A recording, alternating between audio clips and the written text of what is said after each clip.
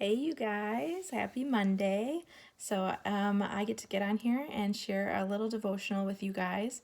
So, for those of you who followed along with some of the reading plans, we finished up the book of Acts a couple of days ago, and I finished the book, and it was just really good to sit down and read kind of the whole book from beginning to end, instead of hearing it kind of in a series of sermons where you only hear about one part of the story.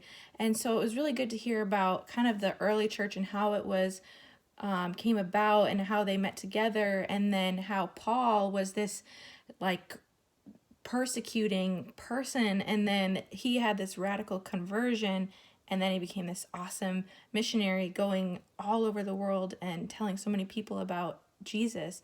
And I want to talk about kind of the last couple of chapters of Acts. Paul, some of the Christians told Paul, don't go to Jerusalem because they're going to persecute you and put you in jail. And Paul's like, I got to go to Jerusalem.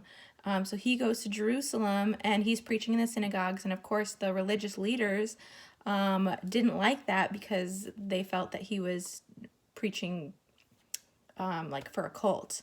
But so they put him in jail, and the governor was a Roman governor, and he was not a Jew, so he didn't have the same beliefs as these Roman or religious leaders.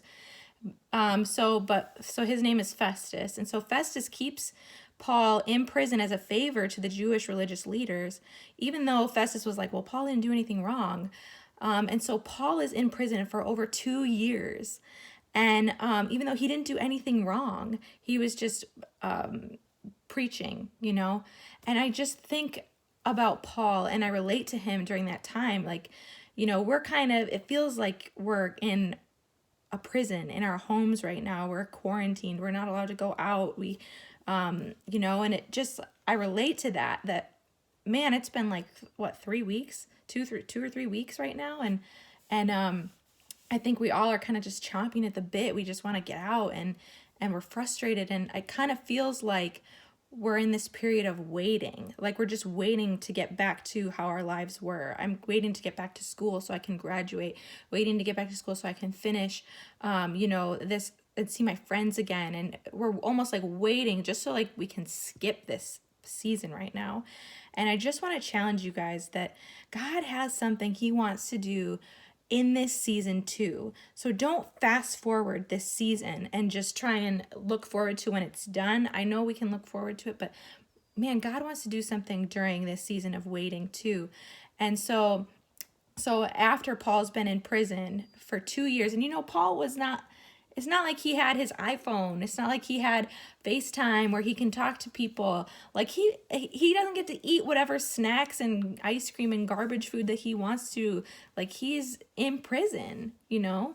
And so after Paul, Festus ends up dying, and then the next guy comes to power, and the next guy sends him on to get his trial.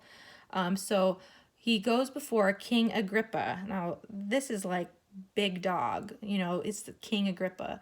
And so Paul gets before him for his trial, and they're like, what did you do? Why are you, on trial before us?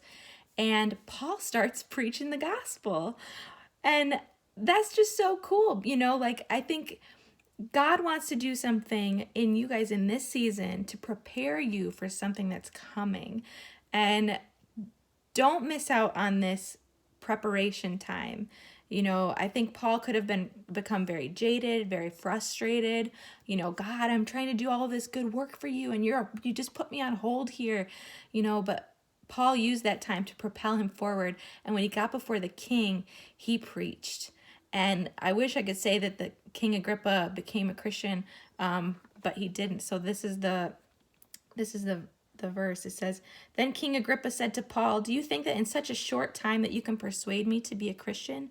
Paul replied, short time or long, I pray to God that not only you, but all who are listening to me today may become what I am, except for these chains. And man, I just think that if we could get a hold of that and get that kind of passion, what God could do during this quarantine, and also once we get out on the other end of it. So I just wanted to challenge you guys with that, and hope you have a good Monday.